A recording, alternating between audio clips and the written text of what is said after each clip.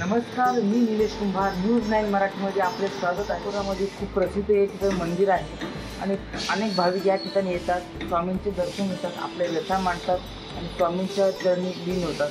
तर मित्रांनो, हा जो रस्ता आहे, हा रस्ता या मार्गे आपण येऊ शकता आणि इकडे देखील कात्रपार हा जो रस्ता आहे पाहू शकता, इथून देखील आपण येऊ शकता. तर मंदिर नेमके आतून कसं आहे आपण पाहूया. चला तर.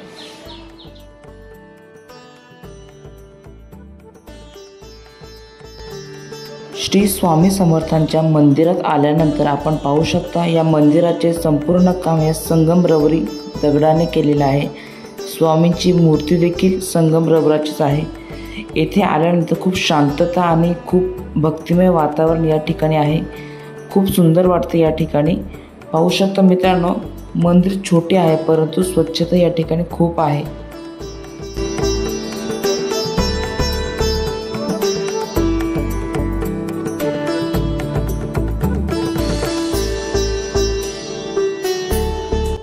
स्वामींची ही मूर्ती पाहून मनाला खूप समाधान वाटते आणि स्वामींच्या मूर्तीकडे फक्त एकटक बघतच राहावे असंच मनोमनी वाटते. श्री स्वामी समर्थ.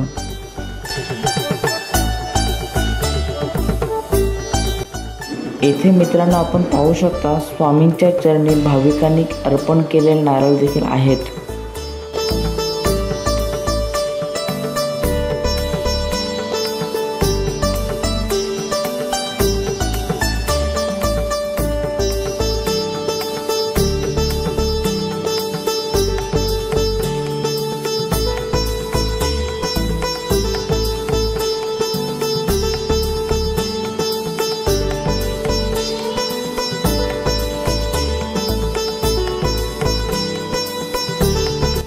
या मार्गाने जात भाविक स्वामींच्या मंदिराला प्रदक्षिणा घालतात आणि आपली व्यथा दुःख स्वामी चरणी मांडतात. त्याचबरोबर येथे होमकुंड आहे, आपण पाहू शकता.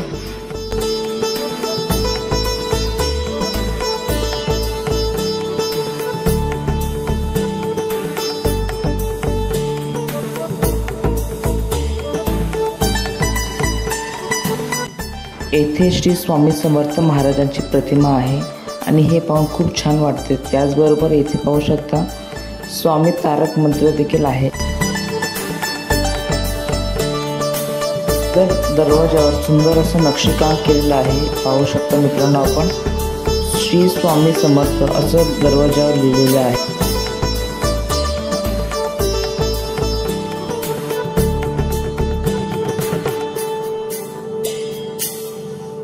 अनेक भाविक भक्तगण तसेच शाळकरी मुले या ठिकाणी मंदिरात जाताना स्वामींचे दर्शन घेताना दिसत आहेत. मित्रांनो पाहू शकतो आपण, मंदिराच्या जवळच मित्रांनो आपल्याला हे कडुलिंबाचं झाड देखील पाहायला मिळतंय.